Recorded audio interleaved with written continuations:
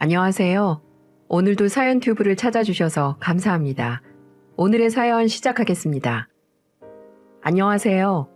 저마다 아픈 상처가 있기 마련이고 말 못할 사정이 있겠죠.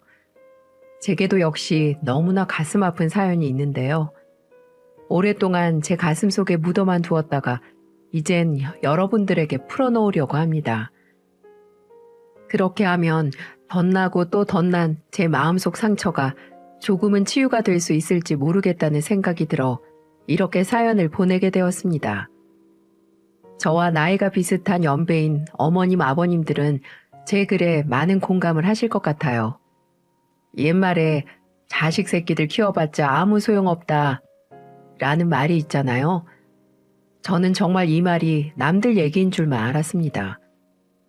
하지만 평생 힘들게 키워온 하나밖에 없는 아들에게 제대로 뒤통수를 맞으면서 하루하루가 지옥 같고 괴롭기만 합니다.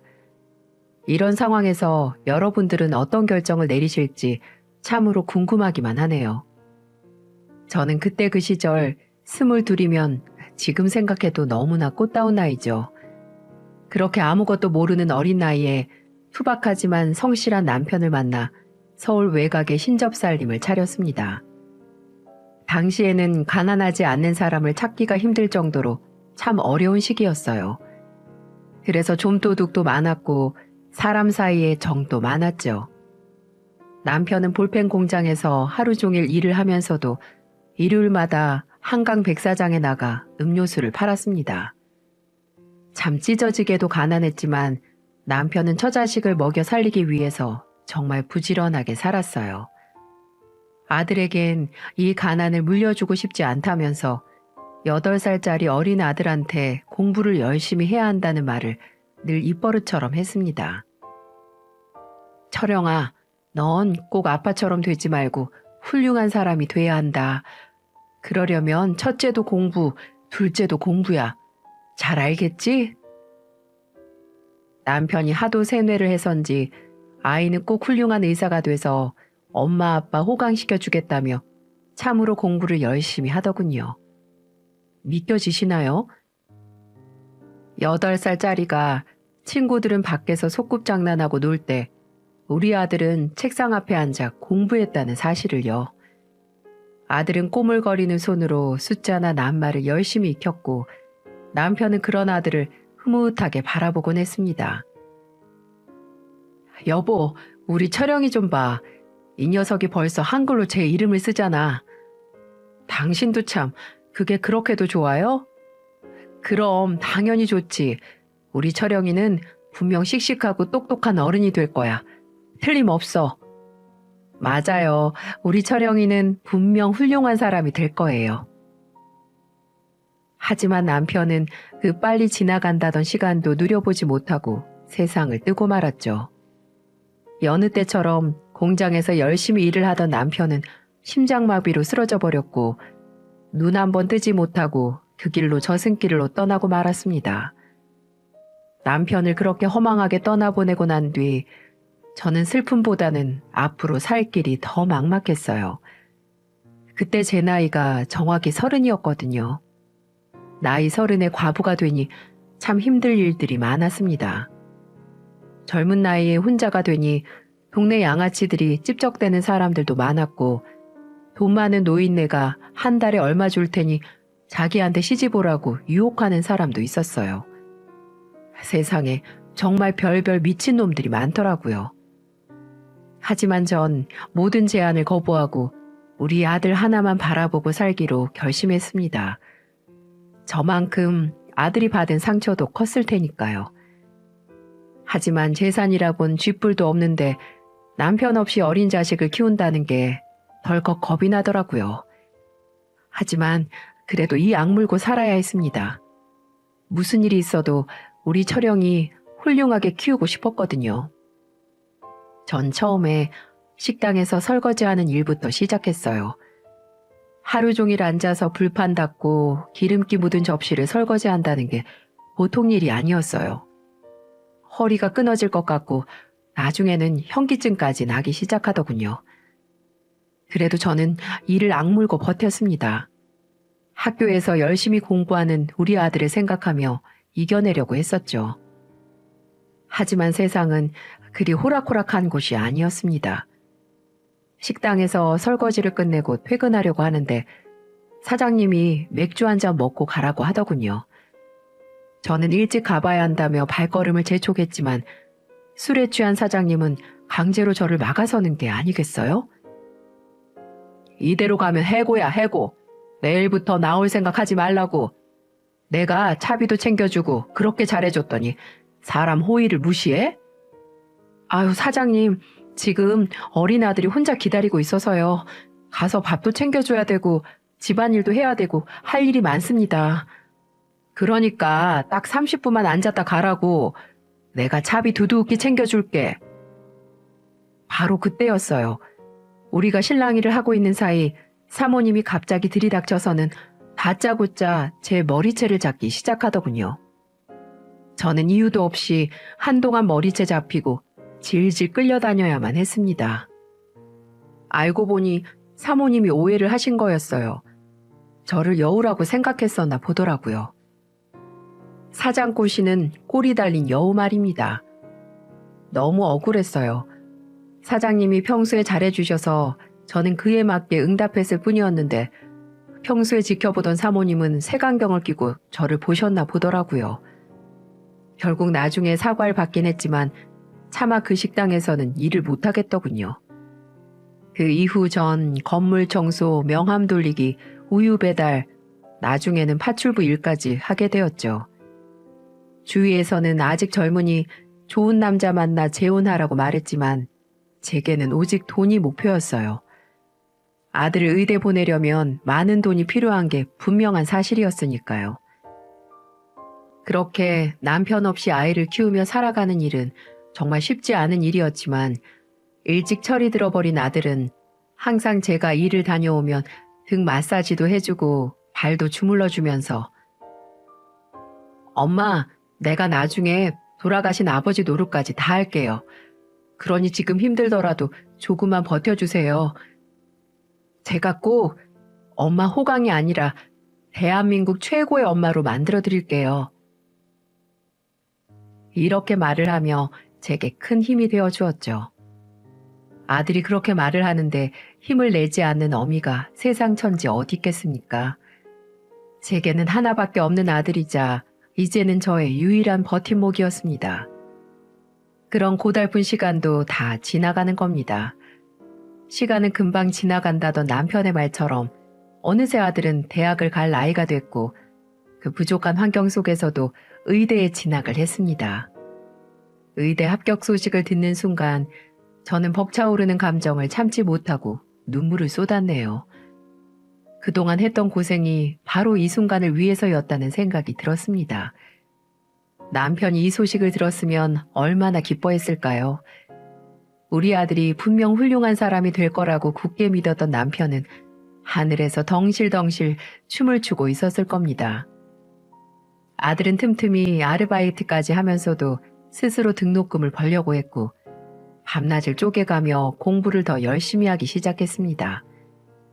저는 아들이 다른 친구들처럼 연애도 좀 하고 취미생활도 하기 바랬지만 아들은 그런 건 자기에겐 사치라면서 남들 놀 때 더 열심히 해야 원하는 걸 이룰 수 있다면서 부단히도 노력을 했었죠. 결국 아들은 그토록 원하던 의사 면허 시험까지 합격할 수 있었습니다. 진짜 의사가 된 우리 아들이 얼마나 자랑스럽고 기특한지 전 죽어도 여한이 없을 만큼 행복했어요. 이제 고단했던 제 인생도 행복한 일만 가득할 것 같다는 생각이 들었죠. 의사가 된 아들은 항상 저를 걱정해주고 챙겨주었어요. 엄마, 요새 어디 아픈 데 없어요? 아픈데? 글쎄, 딱히 많이 아픈 데는 없는 것 같은데. 그래도 엄마 나이 땐 안심하면 안 돼요. 미리미리 병원 다니면서 피검사도 하고 대변 검사 같은 것도 하면서 만성질환 같은 거 미리 발견하는 거죠. 제가 병원에 말해둘 테니까 이번에 꼭 들르세요. 그래? 괜히 내가 패 끼치는 거 아니니? 아니에요, 엄마. 아들이 의사인데 이 정도 능력은 충분히 있어요. 그러니까 걱정 말고 오세요. 전 이렇게 아들 덕분에 이런저런 검사를 받으며 병을 관리할 수 있었죠. 의사 아들을 둔 덕택에 평생 경험해보지 못한 호사를 누렸습니다. 어디 그뿐입니까? 의사가 된 아들은 수입도 넉넉해졌고요. 자신이 생활비도 되고 엄마 용돈도 드릴 테니까 일을 그만두라고 성화였습니다. 의사 아들을 둔 엄마가 고생하면 남들이 다 욕한다면서 말이죠. 전 괜스럽다는 생각이 들어서 하던 일을 계속하려고 했지만 아들이 한사코 말리는 바람에 일을 그만두고 집에서 쉬게 됐죠. 아들은 꼬박꼬박 돈을 가져다 주면서 이제 엄마 하고 싶은 거 다 하면서 살라고 하더군요. 그 말 한마디가 지난 고달픈 제 인생을 위로해 주는 것 같아서 눈물이 절로 나오더라고요. 남편 생각도 참 많이 났습니다. 우리 아들이 틀림없이 훌륭한 사람이 될 거라고 믿었던 남편이었는데 흰 가운을 입은 아들 모습을 봤으면 정말 좋아했을 겁니다. 이제 고생은 다 끝났다고 생각을 했습니다. 성공한 효자 아들이 든든하게 절 지켜주고 있었으니까요. 남은 바람이 있다면 우리 아들이 좋은 여자를 만나 가정도 꾸리고 애도 키우면서 사는 걸 보는 것뿐이었죠. 그런 제 희망과는 다르게 아들은 여자에는 도통 관심이 없어 보였습니다. 의사가 된 아들을 둔 엄마에게 얼마나 많은 중매가 들어왔겠어요? 심지어는 제가 살던 주인집에서도 우리 아들이 마음에 쏙 든다며 제 조카와 만나보게 하자고 절 귀찮게 할 정도였으니까요. 하지만 제가 아무리 아들을 떠봐도 아들은 고개를 내저었어요. 엄마, 나 아직 결혼할 생각 없어요. 병원에서 일도 더 배워야 하고 돈 많이 벌어서 그냥 엄마랑 행복하게 살래요. 그게 무슨 소리야? 엄마는 살 날도 얼마 안 남았는데 나도 손주 며느리 봐야 하지 않겠니? 그러니까 엄마가 건강하게 오래오래 사시면 되잖아요. 엄마랑 평생 같이 산다는 아들의 그 말이 그리 나쁘게 들리진 않더라고요. 박복한 팔자인 줄로만 알았는데 이렇게 아들 덕을 보면서 살려고 그런 고생을 했나 봅니다. 그렇게 몇 년의 시간이 훌쩍 지났고 아들은 실력 있는 외과 선생님으로 자리를 잡았죠. 그런 아들 덕택에 살림도 넉넉해져서 예전 고생했던 시절과는 비교할 수도 없을 정도로 편하게 살았습니다. 그런 아들이 어느 날 제게 이런 말을 하는 겁니다. 엄마, 저 결혼하는 거 보고 싶다고 하셨죠? 그럼 이제 우리 훌륭한 의사 선생님이 좋은 여자 만나서 결혼하는 모습 보는 게 엄마 소원이지. 그래서 제가 엄마 소원 이뤄드리려고요. 어? 그 말이 정말이니? 너 혹시 만나는 아가씨가 있는 거야? 네, 사실은 얼마 전에 우연히 만난 여자가 있는데요. 사람이 너무 괜찮아요. 이런 친구라면 결혼을 해도 괜찮을 것 같다는 생각이 들어서요. 아유, 그래, 잘 됐구나. 잘 됐어. 그래야지, 얌. 근데 어떤 아가씨니? 우리 아들 결혼할 결심을 하게 만든 아가씨가 누군지 너무 궁금하구나. 그렇지 않아도 이번에 인사 한번 시켜드리려고 자리를 마련했어요. 분명 엄마도 보면 좋아하실 거예요. 두말하면 잔소리지. 우리 아들이 어련히 좋은 아가씨 골랐으려고. 우리 철영이가 결혼을 한다니까 이 엄마가 너무 좋다. 이제 엄마 품을 떠나서 제 가정을 꾸리며 산다는 게 한편으론 아쉽기도 하지만 자식의 행복한 인생을 빌어주는 게 부모 마음 아니겠어요? 전 연애에는 도통 관심이 없는 아들이 결혼을 결심했다는 소식에 진심으로 기뻤습니다.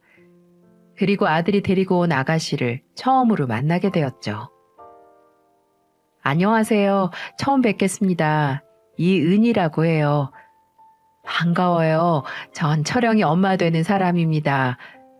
네, 오빠한테 이야기 많이 들었어요. 어머, 어머니 그런데 나이답지 않게 참 고우시다. 그래요? 그렇게 말해주니 고맙네요. 진짜예요, 어머니. 그리고 말씀 편하게 하세요. 어차피 며느리 될 사람인데 너무 존대하고 그러면 제가 불편해요. 그래요, 그럼 편하게 할게요. 뭐랄까요? 아들이 데리고 온 아가씨는 제 생각과는 매우 먼 타입이었어요. 저도 모르게 여성스럽고 조신한 며느리감을 상상했었나 봅니다. 하지만 그 아가씨는 얼굴은 조망만한 게 예쁘장하긴 한데 짧은 치마에 입담도 거침이 없는 좀 가벼운 사람처럼 보이더라고요. 그렇지만 그 자리에서 당장 싫은 내색은 할 수 없으니까 가만히 지켜보고 있었죠. 식사 자리가 무르익으면서 이런저런 얘기를 나눠봤는데 대화를 하면 할수록 영 제 마음에 들지 않더라고요. 어머니, 아시다시피 오빠가 영 쑥맥이잖아요. 공부만 할 줄 알았지 아는 게 하나도 없어요. 저처럼 똑 부러진 여자친구 만난 게 오빠한테 얼마나 행운인데요. 호박이 넝굴째 굴러온 거나 다름없다니까요. 어? 그런가? 그럼요. 제가 어렸을 때부터 이런저런 경험을 많이 해봤는데요. 오빠 같은 사람이 사기당하기 딱 좋아요. 그러니까 저처럼 야무진 사람이랑 만나야 손해 안 보면서 살죠.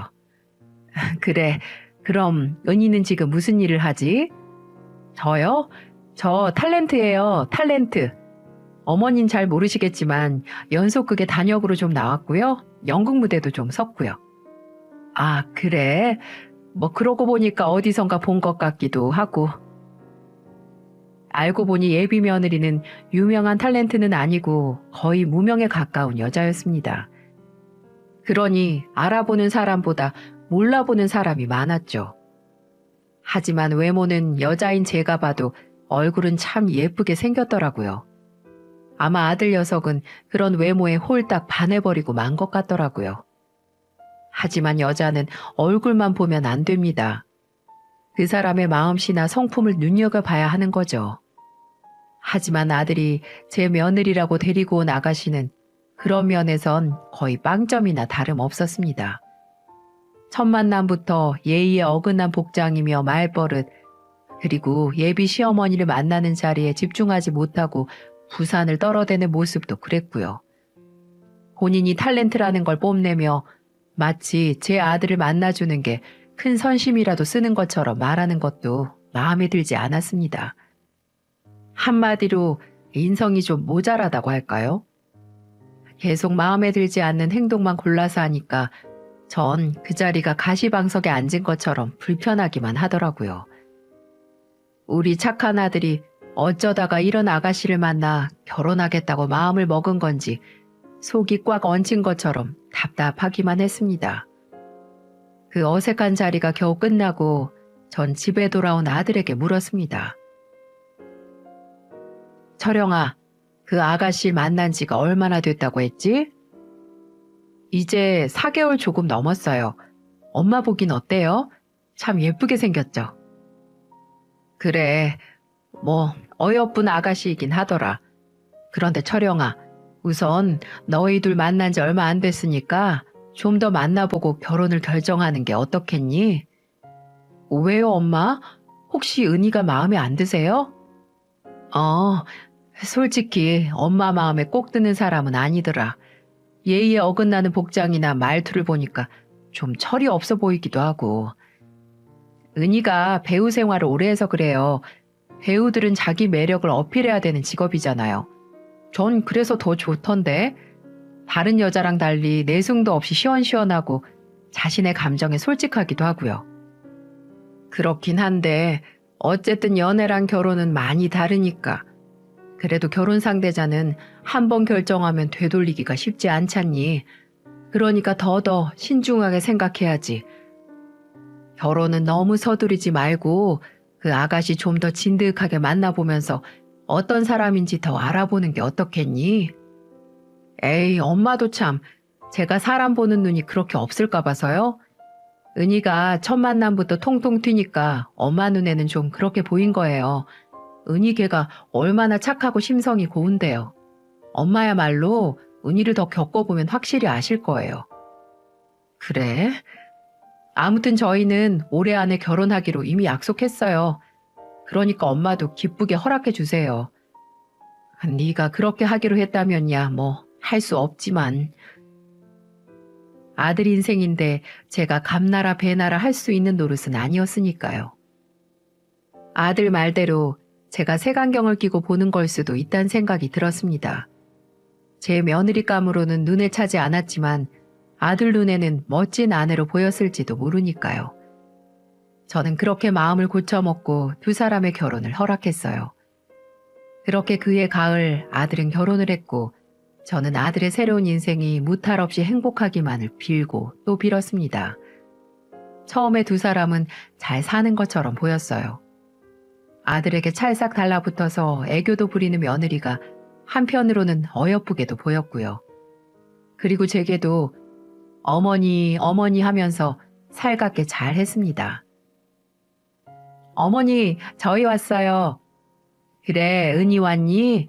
네. 그런데 어머니 파마하실 때가 된 것 같은데요? 머리가 너무 많이 풀렸네. 그러니? 네, 그렇다니까요. 이따가 저랑 같이 미용실 갔다 와요. 요새 제가 예쁘다고 생각한 머리가 있는데 어머니한테 아주 딱 잘 어울릴 것 같아요. 그래? 그럼 그래 볼까? 제잘거리는 산새처럼 성격이 밝고 발랄해서 아들 하나밖에 없던 제게 막내딸이 생긴 것 같은 기분도 들었고요. 살림 솜씨는 좀 서툴었지만 이것저것 배우려는 모습이 예쁘게 보였죠. 괜히 며느리를 오해했다는 생각에 조금 부끄럽기도 했습니다. 게다가 며느리는 제게 귀한 손자까지 안겨준 복덩이였습니다. 어머니, 어머니한테 드릴 선물이 있어요. 선물? 오늘 무슨 날도 아닌데 웬 선물이니?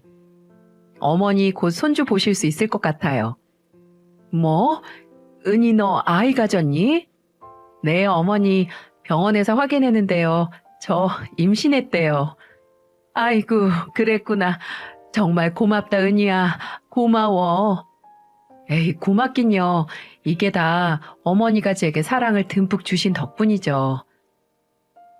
며느리가 행동이 좀 가볍고 여우 같은 면이 없진 않았지만 그래도 제 남편 좋아하고 제게 모나게 굴지 않는 게 다행이라고 생각했어요. 하긴 어떤 며느리가 와도 완벽할 수 있겠습니까?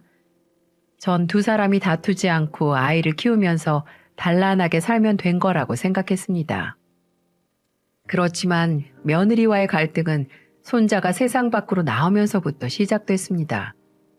아무리 바빠도 혼자 계신 어머니가 신경 쓰인다며 자주 찾아오고 연락도 자주 했던 애들이었습니다. 그런 애들이 점점 제게 소홀해지는 것이 느껴졌죠. 물론 아이가 생겼으니까 이해 못할 일은 아니었습니다.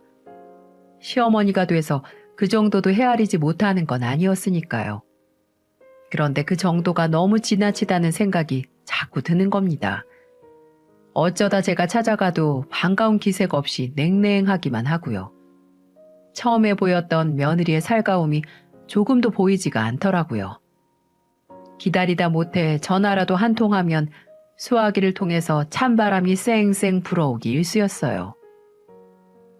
은희야, 요새 어떻게 지내고 있니? 네, 잘 지내고 있어요. 그래, 우리 며느리랑 손자 생각이 궁금해서 연락 한번 해봤다. 네, 별일 없지? 네, 별일 없어요. 언제 한번 넘어오지 않을래? 애 데리고 가기가 힘들어서요. 나중에 봬요. 그래, 그러자꾸나. 출산 우울증이라도 있는 건지 며느리가 차갑게 구니까 여간 신경이 쓰이는 게 아니더라고요. 며느리만 그러면 좀 더 낫죠. 엄마 일이라면 발벗고 나서던 아들 녀석까지 연락이 뜸해지니까 제 마음이 헛헛해지는 겁니다. 그래도 명절이나 생일에는 꼭 찾아왔었거든요. 그런데 어느 날부터 이 핑계 저 핑계 대면서 절 찾는 날도 드물어지는 겁니다. 아무리 애 낳고 산다지만 좀 너무하다는 생각이 들었어요. 특히 아들 녀석에게는 서운한 마음이 더 짙었죠. 언젠 엄마랑 평생 같이 산다고 호언하더니만 제 마누라 새끼 생겼다고 이 애미는 거들떠도 안 보니까요. 아무리 좋게 생각해 보려고 해도 서러움이 북받쳐 오르는 건 어쩔 수가 없었습니다. 철영아, 엄마다. 요새 무슨 일 있나 싶어서 전화 한번 했어. 네가 하도 연락이 없으니까 궁금해서. 아, 그랬어요? 요새 병원 일이 너무 바빠서요. 언제 한번 내려갈게요. 엄마, 나 좀 바빠서 통화 오래 못해요. 어? 아, 그래, 알았다. 꼭 한번 내려와라. 네, 끊어요. 매번 이런 식이었어요.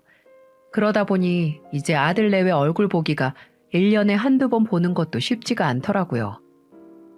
그렇게 원하던 며느리 손자 다 봤는데 이렇게 말년을 쓸쓸하게 보내다 갈 것만 같아서 마음이 무거웠습니다.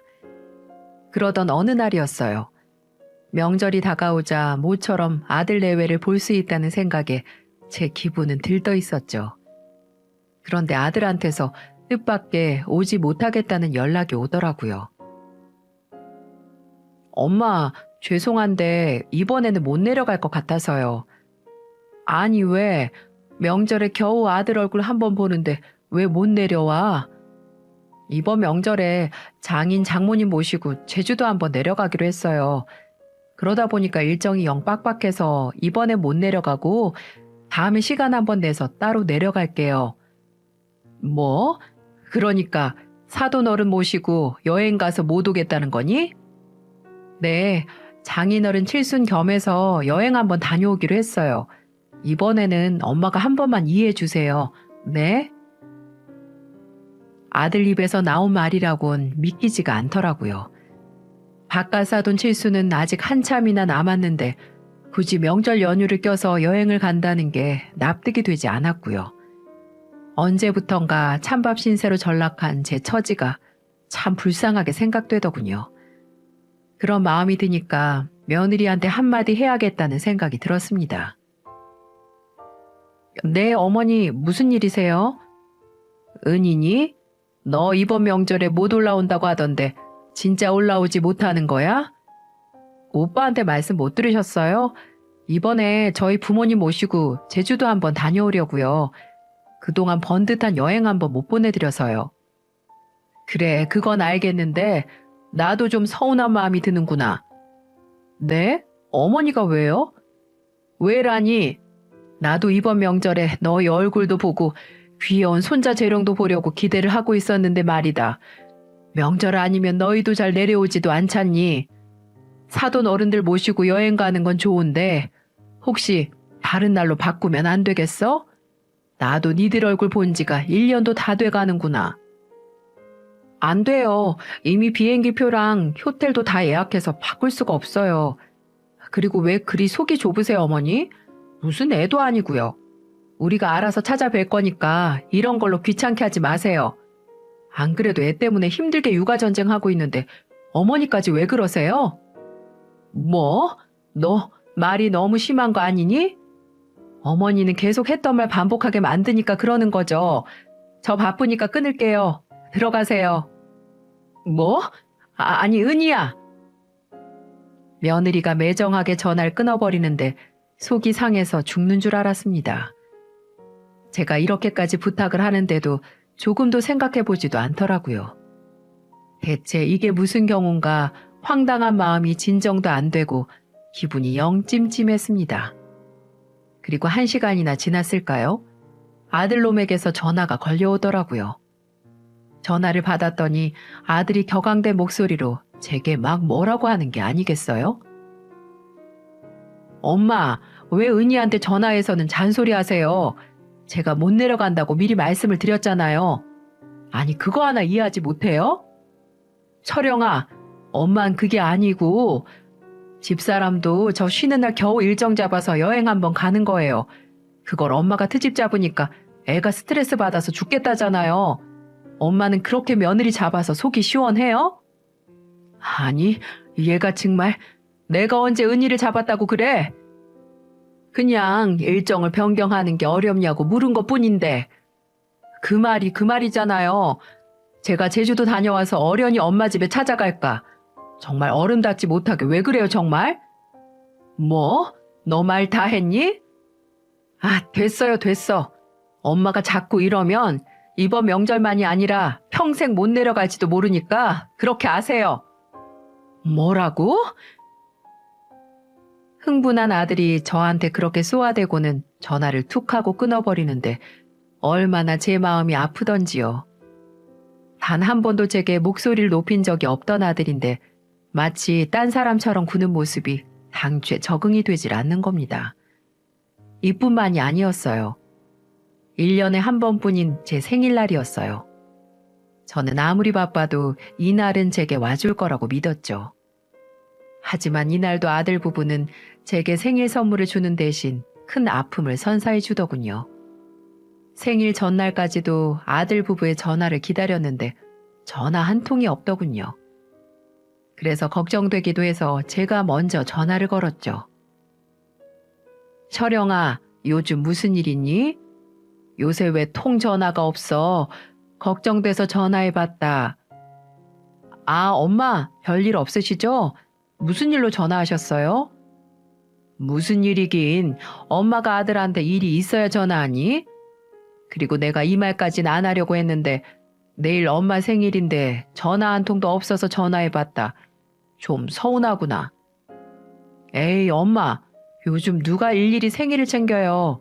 바빠 죽겠구만. 엄마는 아들이 열심히 잘 사는 모습이 엄마 생일 선물 아닌가요? 아무튼 죄송해요. 나중에 찾아뵐게요. 뭐? 넌 네 처자식만 중요하고 이 애미는 눈에도 안 보이니? 엄마 아픈 데는 없는지 무슨 걱정은 없는지 어떻게 지내는지 궁금하지도 않아? 그리고 너 애 낳고 한 번도 오지 않았어. 왜? 네 마누라가 가기 싫대? 아, 사실은 엄마 집에 가면 이상한 냄새 나고 위생상 애한테 안 좋다면서 자꾸 안 간다고 하네요. 그렇다고 저만 갈 수도 없는 노릇이고요. 나중에 애가 좀 크면 그때 갈게요. 뭐? 너 말 다 했어? 저는 아들이 하는 말에 깜짝 놀라고 말았습니다. 다른 이유도 아니고 냄새나고 더럽다고 저를 찾아오지 않는다뇨. 제 집 주변에 공장이 있어서 냄새가 날 수 있다는 건 인정합니다. 그렇다고 안 온다는 게 말이 되는 소린가요? 그리고 아들 혼자 와서 잘 지내는지 들여다볼 수 있는 건데 며느리가 가기 싫다고 했다고 자기도 안 온다뇨. 이때 처음으로 아들에게 배신감이라는 걸 느낄 수 있었네요. 너무나도 변해버린 아들, 이제는 점점 낯설어지기 시작하더군요.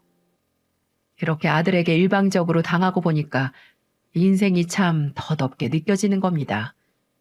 차라리 이 모습을 보지 못한 남편이 다행이란 생각이 들 정도였어요. 저는 그날 서러운 마음에 남편 사진을 붙들고 통곡을 하고 말았죠.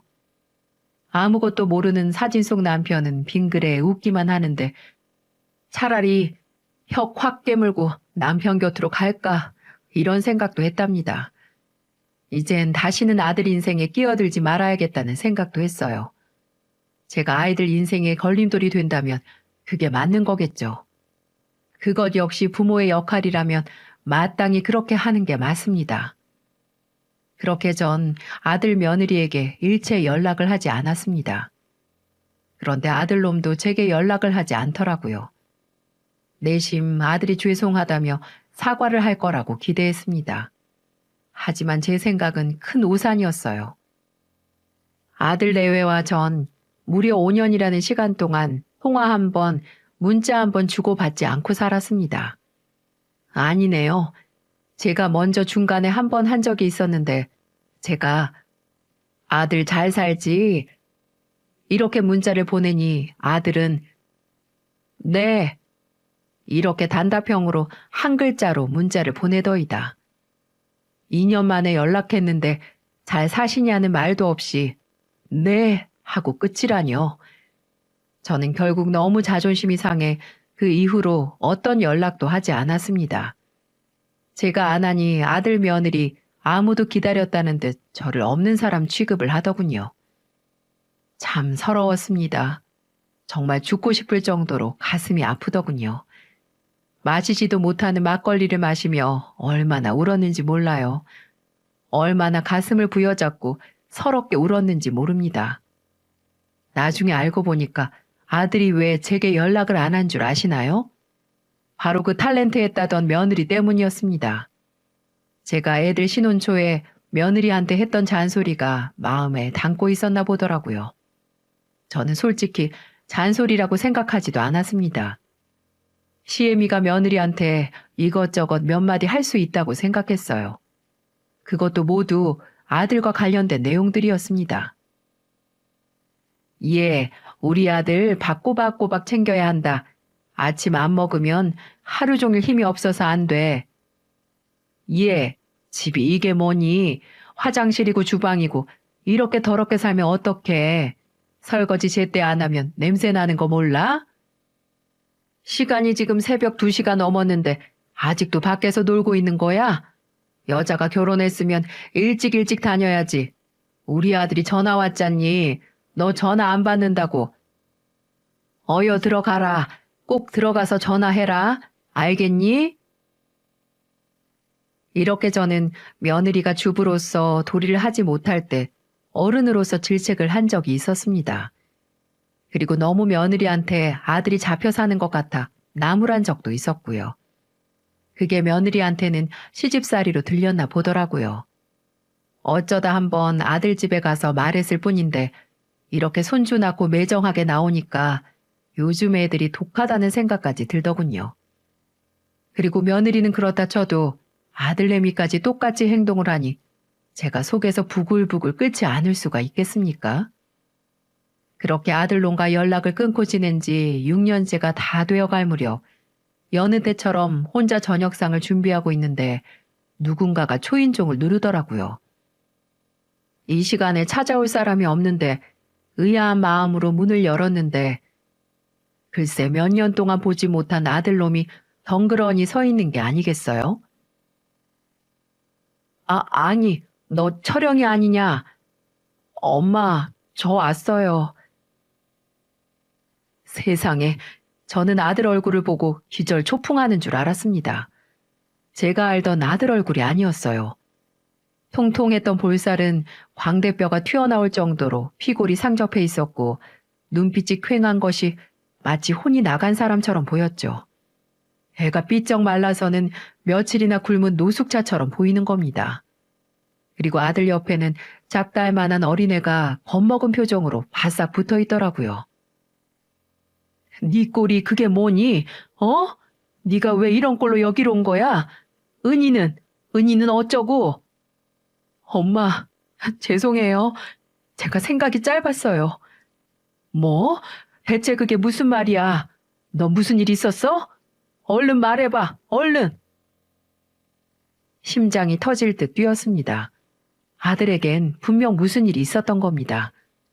대체 며느리는 어딜 가고 아들과 손자만 거짓골을 하고 나타난 걸까요?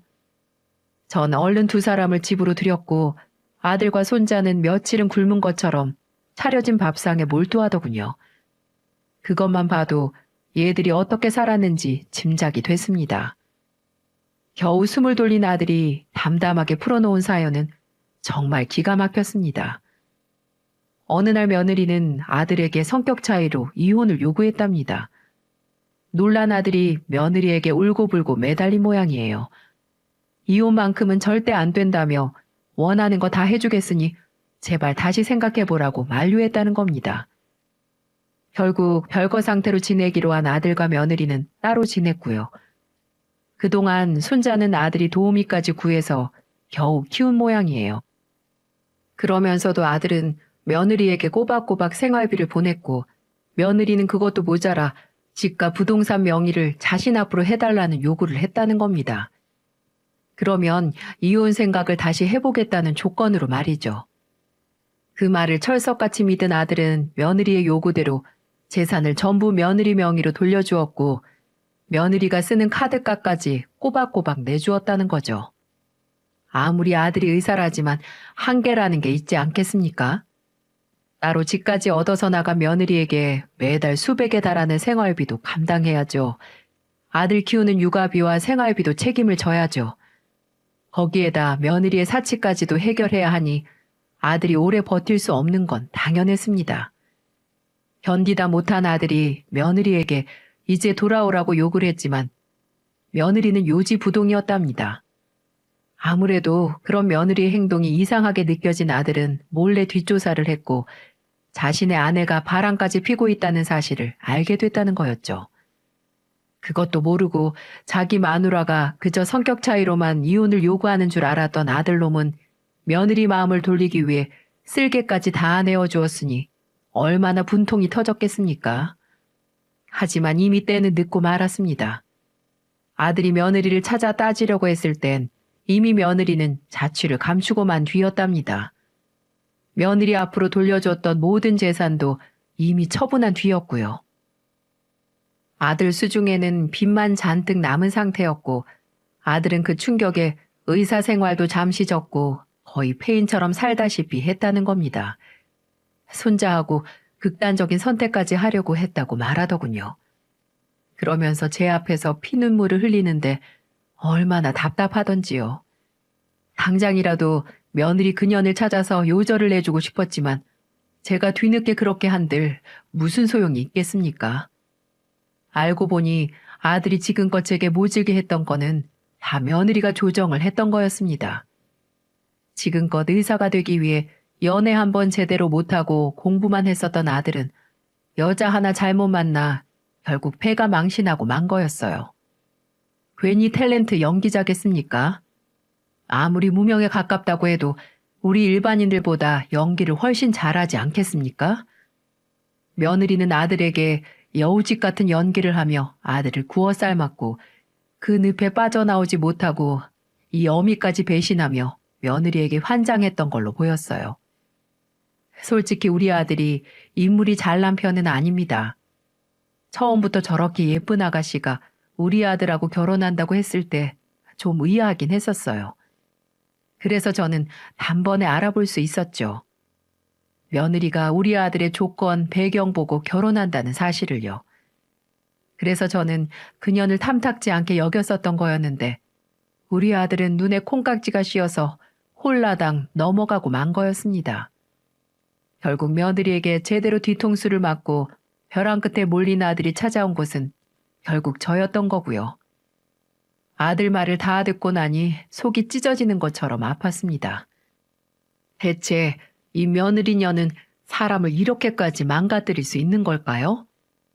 당장 제가 경찰에 신고를 하자고 했는데 이미 아들이 신고를 한 뒤였더라고요. 경찰에서도 이 사건이 단순한 가정불화에 가깝고 아들이 모든 명의도 다 바꿔주고 그래서 사기로 보기엔 애매하다고 했다는 겁니다. 그 말에도 일리가 있죠. 자기 손으로 모든 걸 해주었으니까요.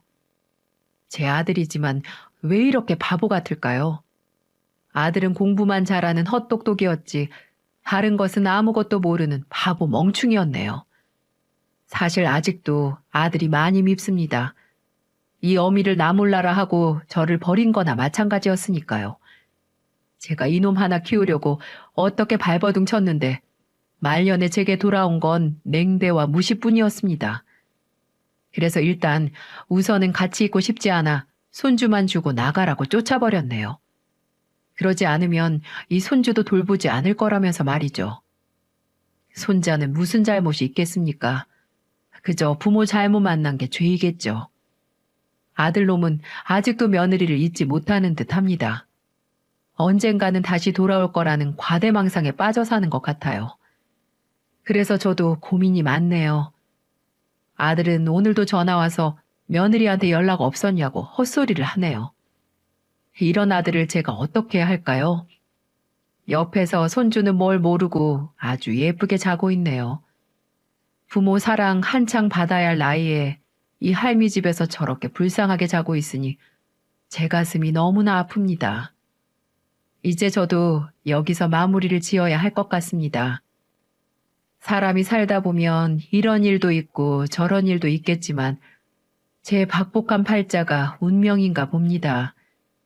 어쩌겠어요. 받아들여야겠죠. 아들놈은 보기도 싫지만 한편으로 걱정도 앞서네요. 하루하루가 참 답답하기만 합니다. 긴 이야기 들어주셔서 감사합니다. 부디 애청자분들의 가정에는 늘 행복만 가득하길 빌겠습니다.